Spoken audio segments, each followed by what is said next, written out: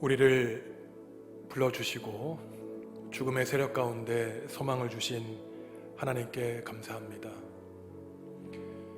예배는 하나님께 올려드리는 것입니다.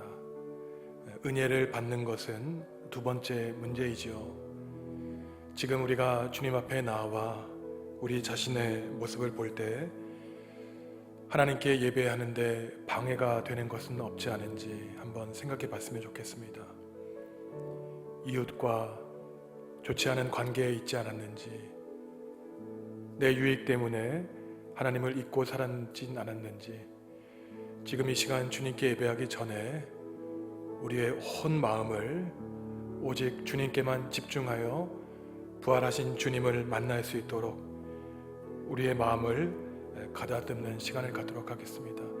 주님, 우리의 마음을 다스려 주시옵소서.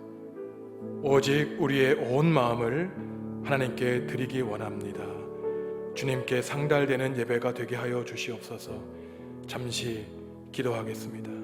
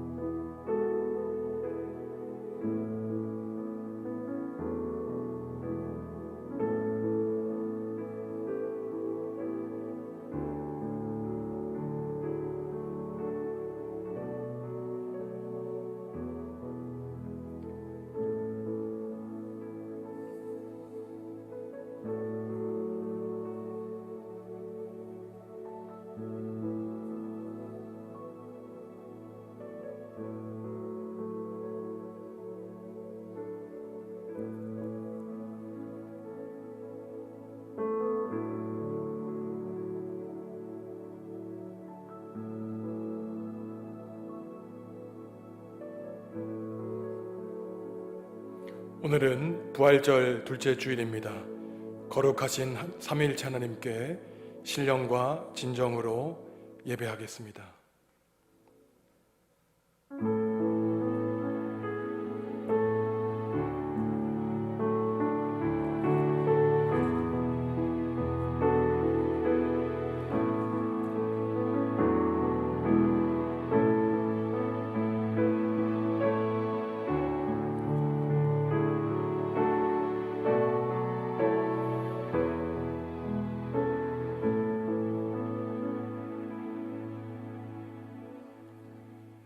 내가 죽지 않고 살아서 여호와께서 하시는 일을 선포하리이다.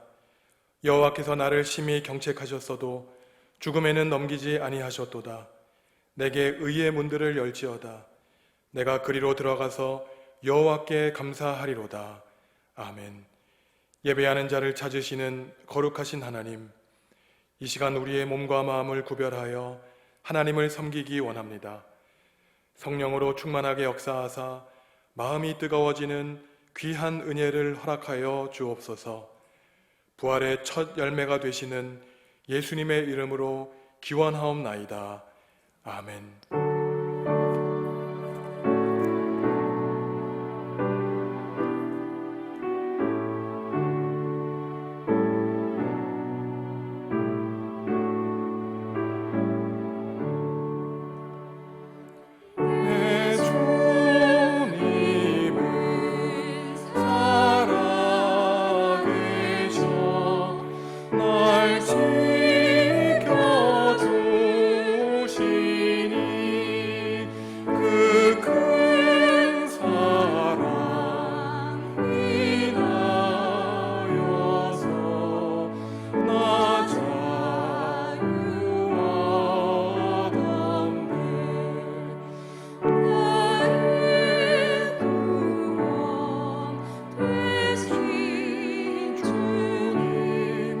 내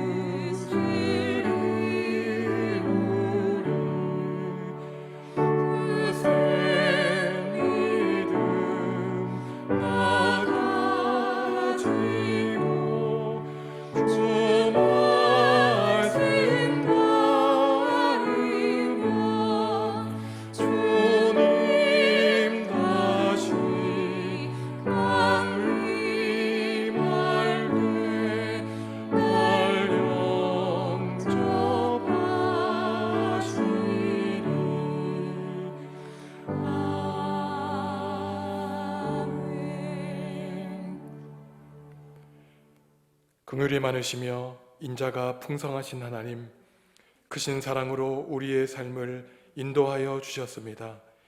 부활하신 주님의 얼굴을 배울 때에 우리의 걱정과 근심과 의심이 사라지게 하시고 부활의 감격과 소망으로 충만하게 하옵소서.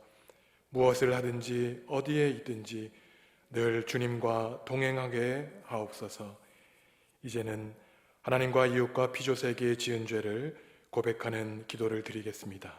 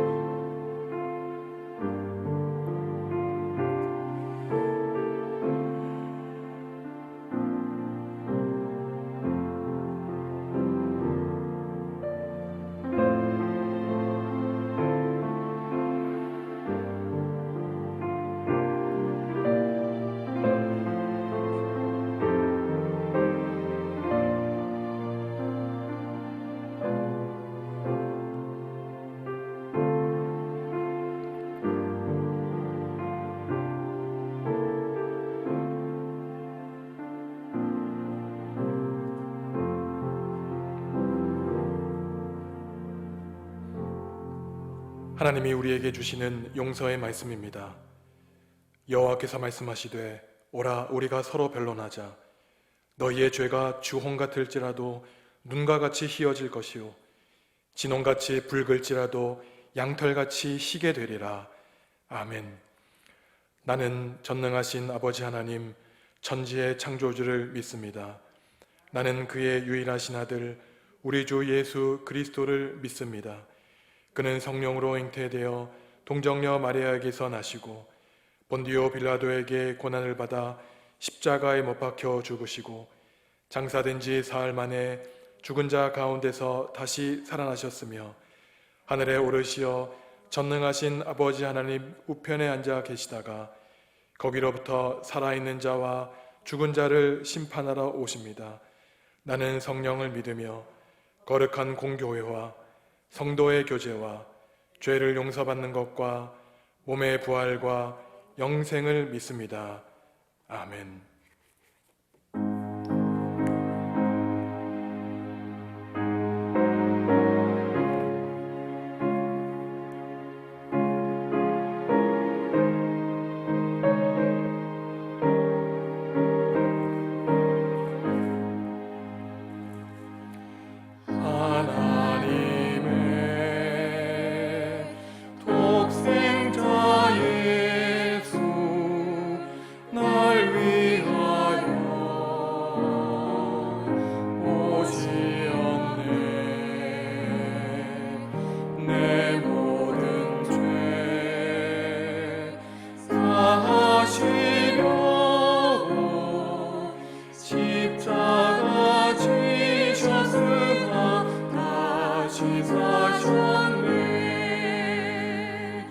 살아계신 주 나의 참된 소망 두려움이 사라지네. 사랑의 주의 갈 길인 너니 내 모든 삶의 기쁨을 충만하네. 주 안에서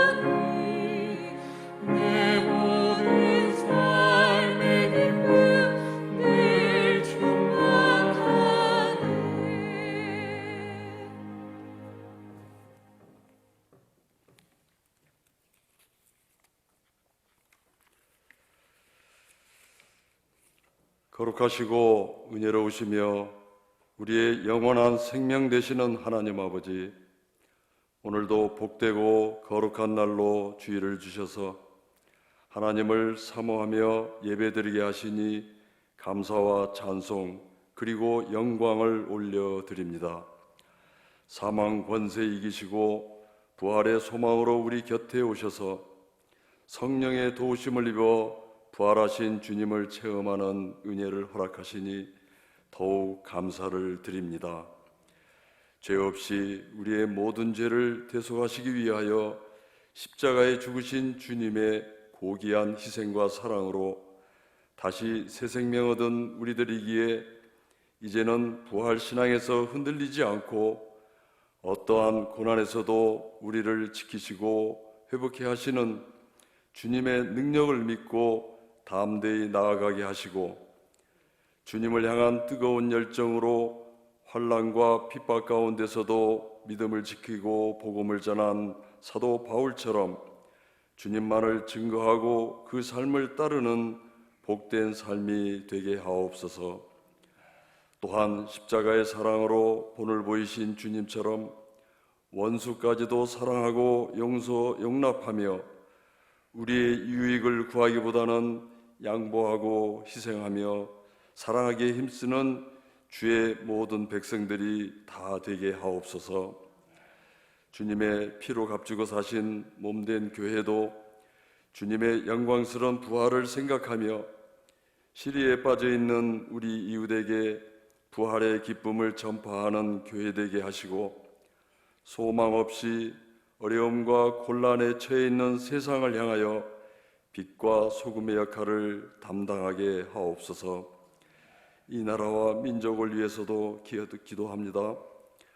코로나 사태로 인하여 온 나라가 어려움에 처해 있을 때에 눈물과 기도로 부르짖는 이 백성들의 음성을 들으시고 긍휼히 여겨주심으로 어서 속히 진정되고 회복되는 놀라운 기적이 일어나게 하옵소서.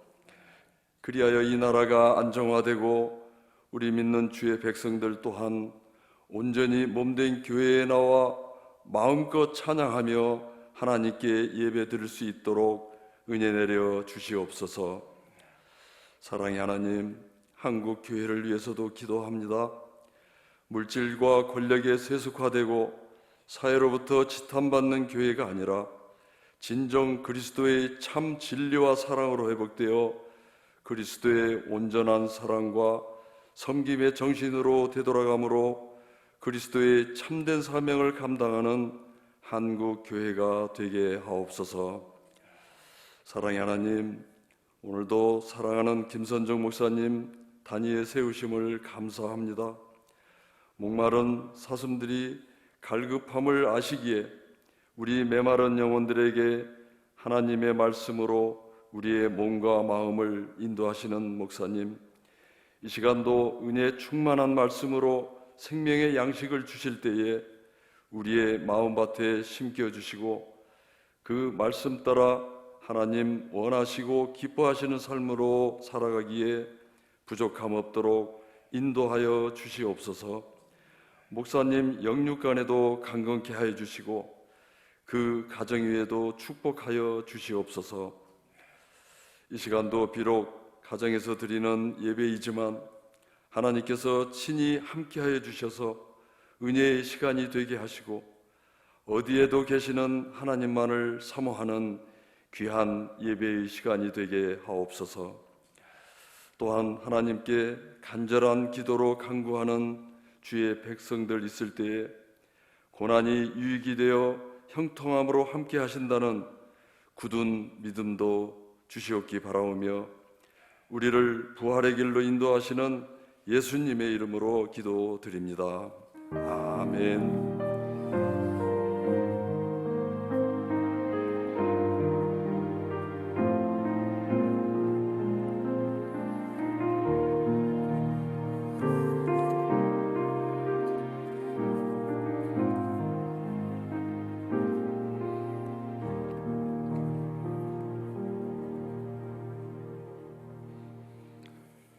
오늘 우리에게 주시는 하나님의 말씀은 신약성경 요한복음 11장 17절에서 27절까지의 말씀입니다. 제가 받들어 읽겠습니다. 예수께서 와서 보시니 나사로가 무덤에 있은지 이미 나흘이라. 베다니는 예루살렘에서 가깝기가 한 오리쯤 되매 많은 유대인이 마르다와 마리아에게 그 오라비의 일로 위문하러 왔더니 마르다는 예수께서 오신다는 말을 듣고 곧 나가 맞이하되 마리아는 집에 앉았더라. 마르다가 예수께 여짜오되 주께서 여기 계셨더라면 내 오라버니가 죽지 아니하였겠나이다. 그러나 나는 이제라도 주께서 무엇이든지 하나님께 구하시는 것을 하나님이 주실 줄을 아나이다. 예수께서 이르시되 내 오라비가 다시 살아나리라. 마르다가 이르되 마지막 날 부활 때에는 다시 살아날 줄을 내가 아나이다. 예수께서 이르시되 나는 부활이요 생명이니 나를 믿는 자는 죽어도 살겠고 무릇 살아서 나를 믿는 자는 영원히 죽지 아니하리니 이것을 내가 믿느냐. 이르되 주여 그러하외다. 주는 그리스도시요 세상에 오시는 하나님의 아들이신 줄 내가 믿나이다. 아멘. 예루살렘에서 3km 떨어진 베다니 마을에서 마르다와 마리아 자매가 슬픔에 빠져 있습니다. 오빠 나사로가 병을 앓아 슬픔에 질고에 빠져 있기 때문이죠. 자매들이 예수님께 사람을 보내서 예수님이 좀 이쪽에 오셔서 우리 오빠를 살려주십시오 부탁을 합니다. 세 남매를 사랑하시고 나사로를 친구라고 부르신 예수님은 자매들의 부탁을 받고도 나사로는 죽을 병에 걸린 것이 아니다 라고 말씀하십니다. 오직 하나님께 영광을 돌려드리기 위한 것이다 라고 말씀하시죠. 그러고는 계시던 곳에 이틀이나 더 머물러 계십니다. 이틀 뒤에 예수님은 제자들과 함께 나사로가 사는 베다니로 가려고 하십니다. 그런데 며칠 전에 이 베다니라고 하는 곳에서 사람들이 예수님께 돌을 던졌기 때문에 제자들은 굳이 왜 예수님 위험한 곳으로 다시 가십니까? 말을 하죠. 하지만 예수님은 나사로를 살리시기 위해서는 위험한 길을 마다하지 않으십니다. 예수님은 나사로가 죽은 지 나흘이 되셔서야 나사로 집에 가셨습니다. 죽은 지 나흘이 되었다는 말은 이제는 다시 살아날 수 없다는, 생물학적으로는 완전히 죽은 상태를 말하죠. 많은 사람들이 마르다와 마리아를 위로하기 위해서 문상와 있었습니다.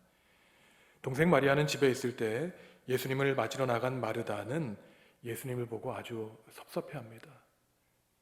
우리를 그토록 사랑하시더니 제가 주님께 사람을 보내었을 때는 왜 바로 오지 않으시고 왜 늦게 오셔서 우리 오빠를 그냥 죽게 하셨습니까?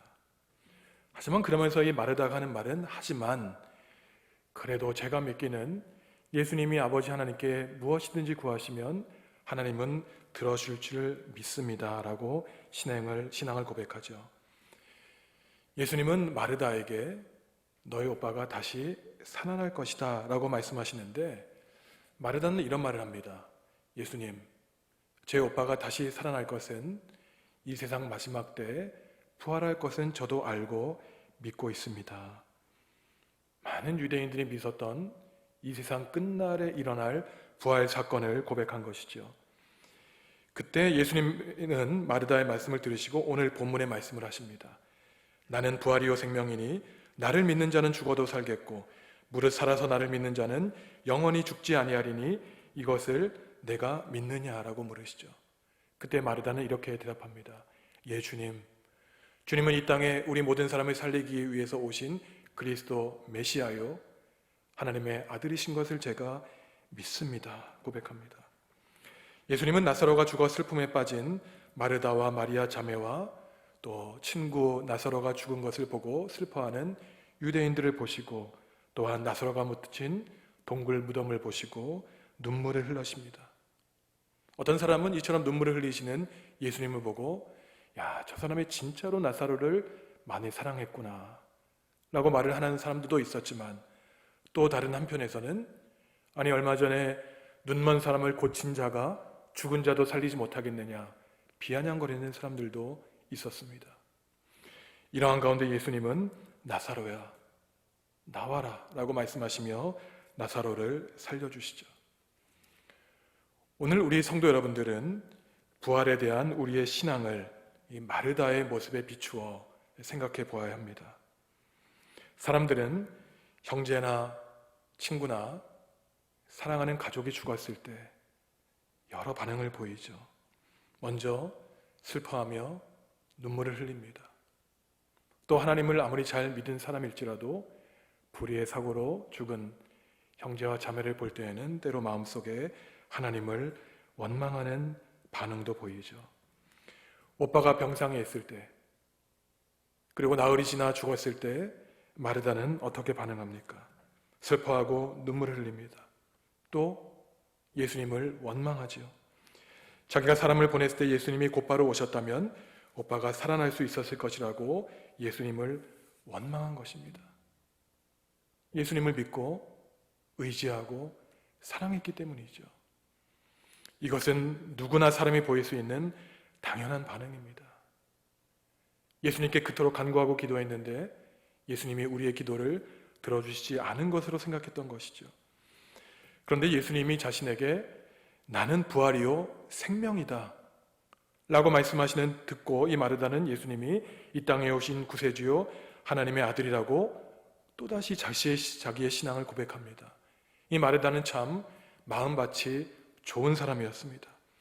예수님이 하신 말씀은 곧이곧대로 문자 그대로 듣고 신뢰하며 그대로 받아들였습니다.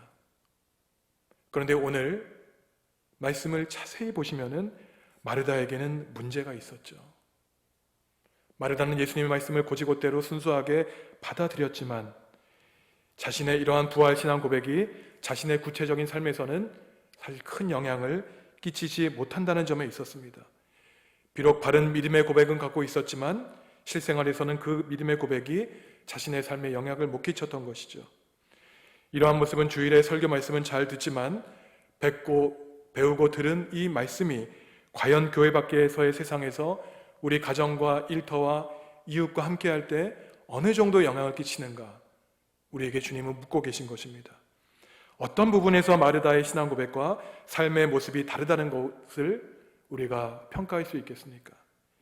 그것은 동굴 앞에서 이 무덤을 막은 돌을 치우라고 하시는 예수님의 말씀에 죽은 지 나흘이나 지나서 냄새가 난다고 마르다는 대답하고 있는 것입니다. 여러분 생각해 보십시오. 마르다는 고백했습니다. 예수님은 부활이요 생명인 것을 믿습니다. 우리를 살리시기 위해 오셨고 또한 살아서 믿으면 영원히 살고 죽어도 우리는 다시 살 것을 믿는다고 고백했지만 예수님이 무덤을 가로막은 그 돌을 치우라는 말씀에 아니 이미 죽어서 나흘이나 지났고 냄새가 나는데 왜 돌을 치우라고 하느냐? 마르다는 부활 믿음 따로 오빠가 살아날 것을 따로따로 완전히 분리되어 믿고 있었던 신앙 고백과 삶에서의 실천이 분리되어 있었던 것이죠. 우리는 과연 마르다와 같지 않은지 우리 스스로의 모습을 돌아보아야 됩니다. 매주일 예배하며 부활할 것을 믿는다고 또한 조금 전에 사도신경으로 부활을 고백했지만 단지 주문처럼 외우고 있지는 않았습니까? 너무 반복해서 우리가 고백하는 것이 도대체 어떠한 놀라운 사건인지 우리조차 모르고 습관이 된 것은 아닌지요. 우리도 말라버린 무화과 나무와 같은 우리의 영적인 삶에 과연 부활하신 생명의 주님이 우리를 살리시고 계신지요. 마르다가 처음 믿었던 것처럼 부활은 단지 세상 끝날에 일어나는 것이 아닙니다. 예수님은 부활 자체이시오 생명 자체이십니다.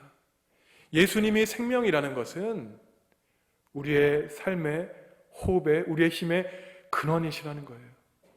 우리가 목숨은 살아있어 우리가 원하는 건 마음대로 갈 수 있지만 우리가 그토록 살아있을 수 있는 것은 예수님이 부활이시오 생명이시기 때문이라고 주님은 말씀하고 있는 것입니다. 우리가 살아갈 힘의 근원 고난을 이겨내게 하시는 소망이 바로 예수 그리스도이신 것이죠. 그래서 우리는 지금 살아 있으면서도 주님의 부활을 믿으면 우리는 이미 영생과 부활에 참여하고 있는 것입니다. 죽어도 다시 살아나는 것이죠. 나사로와 관련된 이 이야기가 있습니다. 이 이야기는 이스라엘의 무덤 문화를 알아야 이해할 수 있는데요. 이스라엘은 우리의 매장 문화와 달랐습니다. 우리는 사람이 죽으면 땅에 시신을 매장하거나 화장을 하지만 이스라엘은 이 석회 동굴이 많았기 때문에 자연 동굴로 된 무덤에 시신을 그냥 넣었습니다. 제가 우리 성도 여러분들께 사진 하나를 보여드리려고 하는데요. 그 사진을 보시면 왼쪽 사진에 보시면은 동굴에 큰 돌이 놓여져 있죠. 이게 바로 예수님의 동굴도 그랬습니다. 그리고 오른쪽 사진을 보시면은 이 동굴이 여러 개가 있는 것들을 여러분들이 보실 겁니다. 그래서 이스라엘 사람들은 가족묘의 형태를 어떻게 했냐면은 할아버지가 돌아가시면 또 동굴에 넣고 또 아버지가 돌아가시면 또 동굴에 넣고 자연적으로 뼈가 이제 가루가 되면은 그 가루를 불에 태우던가 이렇게 했던 것이죠. 그래서 예수님이 그냥 나와라 하지 않으시고 나사로야 나와라 이렇게 말씀하셨던 이유는 이 이름을 부르지 아니하시면서 나오라고 말씀하시면 이 동굴에 죽어서 무덤에 잠들어 있던 모든 조상들이 한꺼번에 동굴 밖으로 나올 것이기 때문이라고 우스갯소리처럼 하는 분들이 있습니다. 그래서 굳이 예수님이 나사로야 나와라 라고 말씀하셨던 것이죠. 그런데 이것은 그냥 우스꽝스러운 소리가 아닙니다. 제가 이 이야기를 하는 데는 특별한 이유가 있겠죠. 굳이 예수님이 나사로야 나와라 라고 예수님이 나사로의 이름을 구체적으로 부르시는 것은 예수님이 우리 한 사람을 어떻게 생각하시는지 중요한 사실을 알려주기 때문이죠. 예수님은 모든 사람을, 인류를 한꺼번에 무작위적으로 기계적으로 살려주신 분이 아닙니다. 우주 만물의 구원에 대한 거창한 것을 생각하시면서 사람 개인에 대해 무관심한 분이 아니십니다. 지쳐있는 사람, 쓰러져 있는 사람, 죽어있는 사람 한 명 한 명에 관심 가지시고 힘주시며 일으켜주시고 살려주십니다. 그래서 우리는 오늘 나사로의 이야기는 그저 부활 교리를 우리에게 가르치기 위한 것이 아닙니다. 부활에 대한 신앙 고백, 교리의 차원에서 끝나지 않습니다. 인류와 피조 세계에 대한 기독교의 교리에 대한 추상적인 가르침이 아니라 바로 오늘 나의 부활에 대해서 예수님은 말씀해 주고 계신 것이죠. 나의 삶 따로 부활신앙 따로가 아니라 네가 죽을 것이지만 네가 다시 살아날 것이다. 하나님은 우리에게 말씀하고 계신 것입니다. 그런데 그냥 나사로에게 관심만 가지신 것이 아니죠.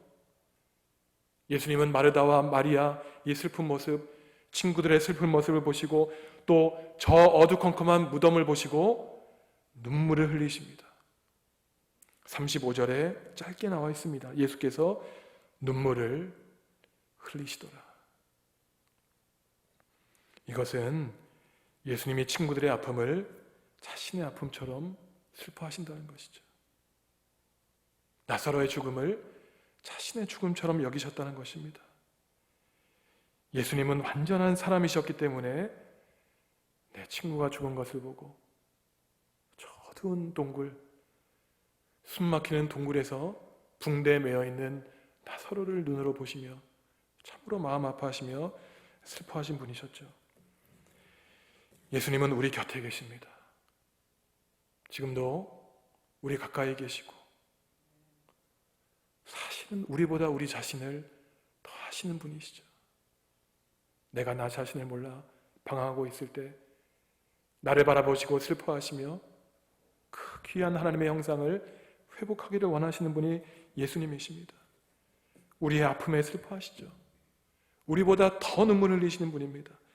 나사로의 상황을 완전히 이해하시고 그의 죽음을 아파하시며 다시 살려주기 원하시고 그 사랑하는 자매들을 위로하시기를 원하십니다.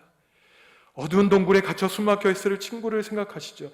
예수님이 말씀으로 이끌어내 주시지 않으면 영원히 죽어서 어두운 세상에서 있을 나사로를 불쌍히 여기셨기 때문에 예수님은 눈물을 흘리실 수밖에 없었던 것입니다.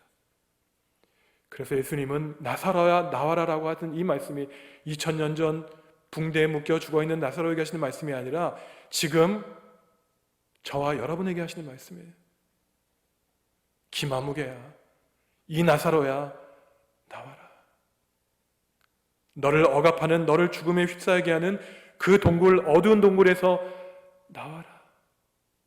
나는 내가 살아나기를 원해.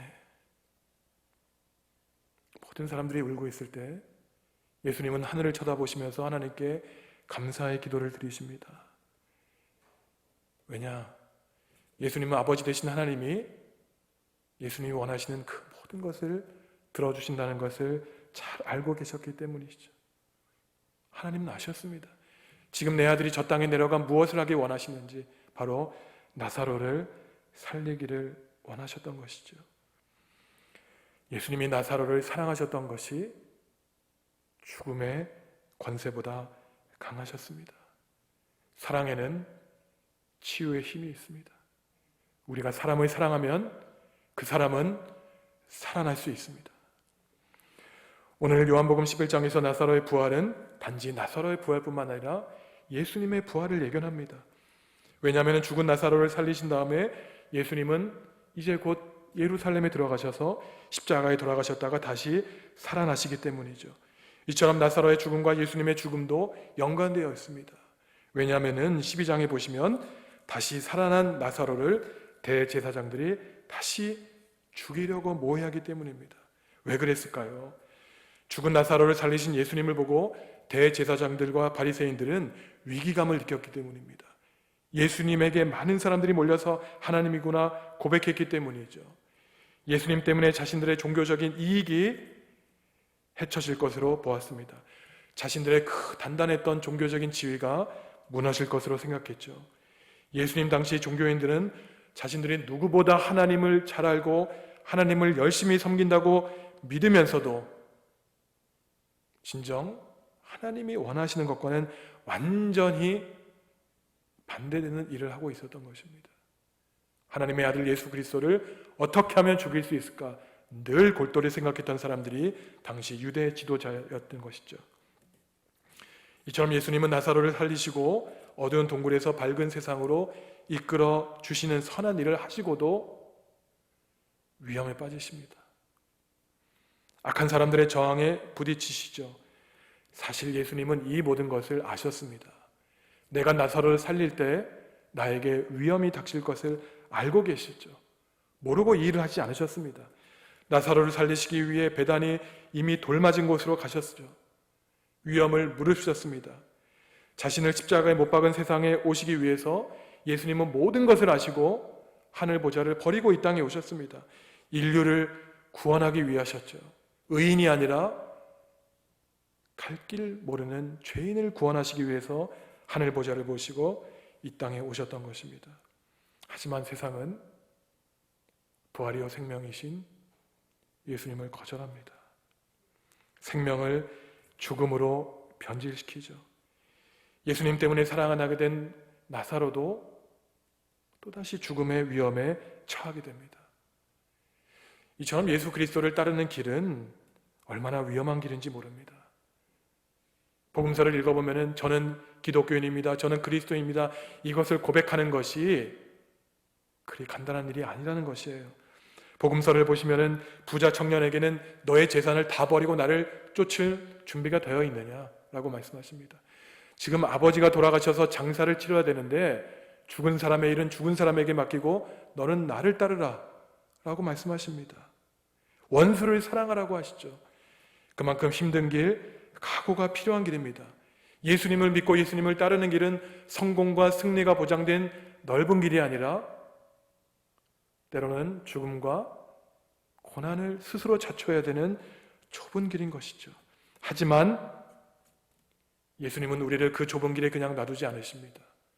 예수님을 믿고 따르면 죽음과 고난과 십자가의 끝에는 부활과 영생과 환한 빛이 있다고 약속해 주시죠.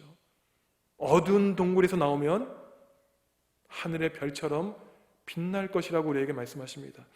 요한복음 12장 35절에서 36절 말씀입니다.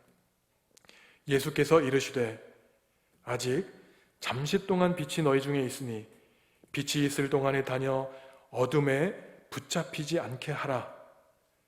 어둠에 다니는 자는 그 가는 곳을 알지 못하느니라.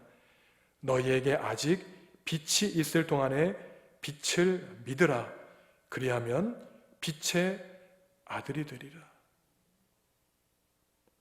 하나님은 우리에게 영원한 빛을 약속해 주셨습니다. 부활과 영생을 약속해 주셨습니다. 성도 여러분, 많은 사람은 하나님을 믿는다고 하면서도 고난과 어려움을 당하면 절망합니다. 연약한 인생이기 때문에 그렇죠. 죽음의 현실을 맞닥뜨리면 이제 끝났다고 생각합니다. 하지만 삼위일체이신 하나님을 믿는 사람은 죽음 가운데 생명을 봅니다. 죽음에서 부활을 봅니다. 절망적인 현실에서 소망을 갖죠. 우리 모두는 이미 우리 생명의 이 삶의 끝이 정해져 있는 시한부 인생이죠.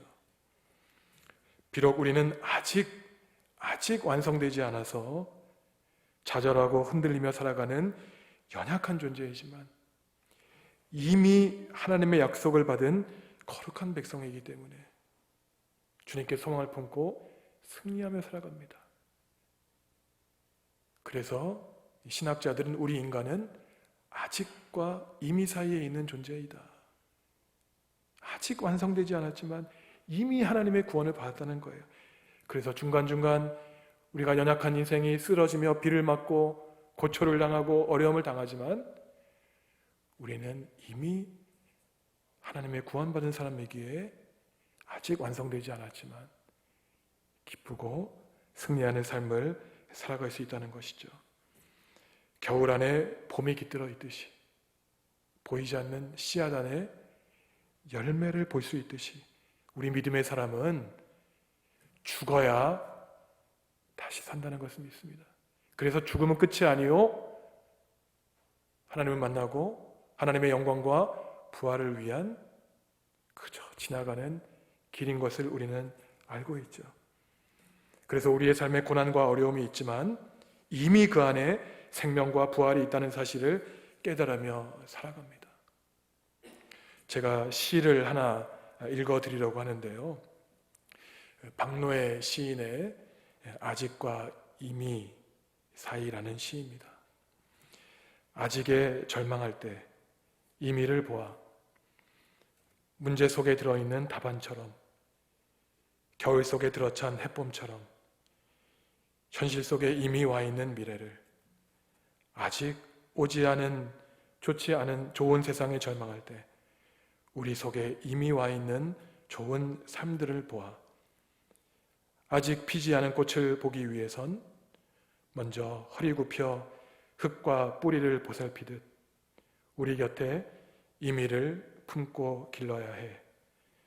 저 아득하고 먼 아직과 이미 사이를 하루하루 성실하게 몸으로 생활로 내가 먼저 좋은 세상을 살아내는 정말 닮고 싶은 사람, 푸른 희망의 사람이어야 해. 비록 우리는 아직 우리의 구원이 완성되지 않아 때로는 절망하지만 이미 우리의 구원은 하나님이 시작하셨다는 것입니다. 그래서 우리의 몸을 딛고 살아가지만 하나님이 이미 우리에게 약속해 주신 부활과 영상의 소망을 붙잡고 살아가라는 것이죠. 절망에서 소망을, 불가능한 현실에서 가능성을, 죽음에서 부활과 생명을 보는 희망을 보는 사람이 누구입니까? 바로 예수 그리스도를 믿는 우리 하나님의 거룩한 백성들이죠. 예수님은 지금 2000년 전에 마르다에게 했던 말씀을 저와 여러분들에게 말씀하십니다. 나는 부활이요 생명이니 나를 믿는 자는 죽어도 살겠고 무릇 살아서 나를 믿는 자는 영원히 죽지 아니하리니 내가 이것을 믿느냐? 우리는 이렇게 대답합니다. 주님, 그렇습니다. 주님은 그리스도시요 세상에 오신 하나님의 아들이심을 제가 믿습니다. 주님은 지금 어두운 동굴, 죽음의 현실에 있는 지금 우리에게 나사로야, 이제는 나오렴 말씀하십니다. 고난과 죽음과 고통의 현실 속에서 세밀한 음성으로 우리의 이름을 한 명 한 명 불러주시는 주님의 음성이 들립니다. 나사로야, 이제는 나와라. 주님의 부르심에 응답하여 새로운 생명, 부활의 힘으로 살아가는 정읍중앙교회 하나님의 거룩한 백성, 성도 여러분들이 되시기를 간절히 축원합니다. 기도하시겠습니다. 하나님, 나사로에게 말씀하신 것처럼 우리에게도 나오라고 말씀해 주십시오. 죽음에서 그 어두운 동굴에서 나오라고 말씀해 주십시오. 어두운 동굴에 밝은 빛을 비추어 주십시오. 우리가 주님께 나아가겠습니다. 우리가 세상에 나아가겠습니다. 신음하는 피조 세계를 불쌍히 여겨주시고 다시 살려주시옵소서. 십자가를 지시고 다시 살아나신 예수님의 이름으로 기도하옵나이다. 아멘.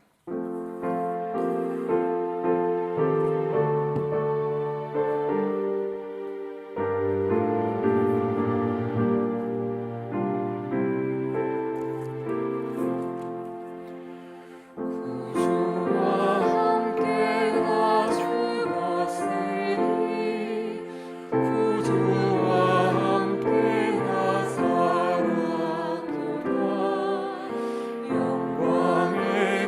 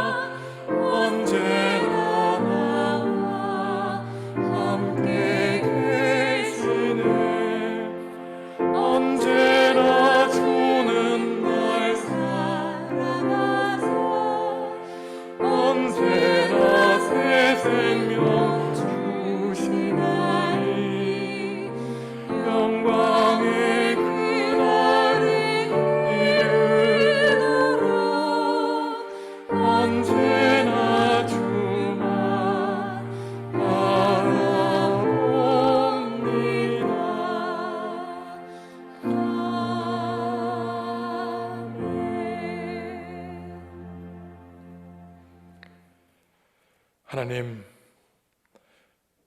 부활절 둘째 주일을 은혜 가운데 보내게 하시는 주님의 사랑과 은총에 감사합니다.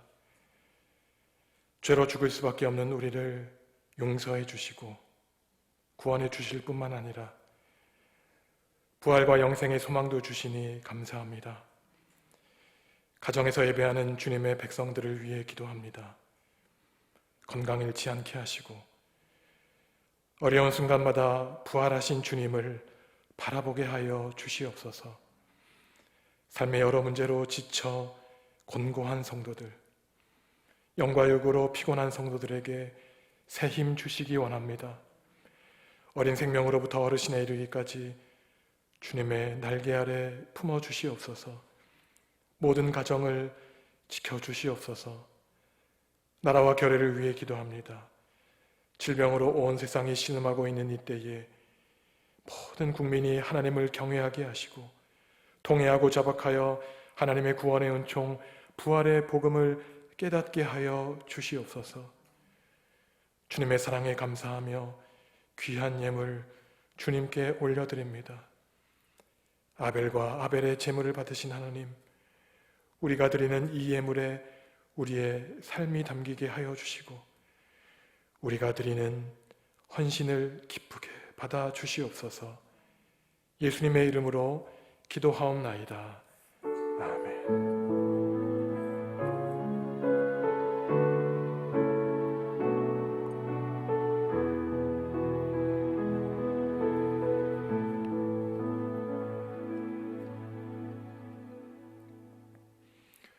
(4월의) 말씀입니다. 예수께서 이르시되 나는 부활이요 생명이니 나를 믿는 자는 죽어도 살겠고 무릇 살아서 나를 믿는 자는 영원히 죽지 아니하리니 이것을 내가 믿느냐? 이르되 주여 그레하이다. 주는 그리스도시요 세상에 오시는 하나님의 아들이신 줄 내가 믿나이다. 요한복음 11장 25절에서 27절 말씀. 아멘. 성도 여러분, 오늘도 가정에서 예배 드리실 텐데 부활의 주님이 성도 여러분들을 지켜주시기를 원합니다. 오늘까지 저희가 온라인 예배를 드리고 다음 주에는 1부, 2부 예배당에 나와서 예배하겠습니다. 목사님들의 안내를 잘 받으시고 지정하신 곳에서 예배하셔서 지금 코로나 사태가 진정되고 있지만 그래도 저희가 조심해서 또한 우리 건강을 잘 챙기셔서 하나님께 예배하는데 부족함 없도록 철저히 준비하도록 하겠습니다. 오늘은 우리가 드리는 환경주일입니다. 생태계가 파괴되어 신음하고 있는 이때에 특별히 성도 여러분들 피조세계를 위해 기도하시기 바랍니다. 개역개정 성경과 새 찬송가를 구입하기 원하시는 성도 여러분들은 사무실에 신청해 주시기 바랍니다. 주님께 찬양하겠습니다.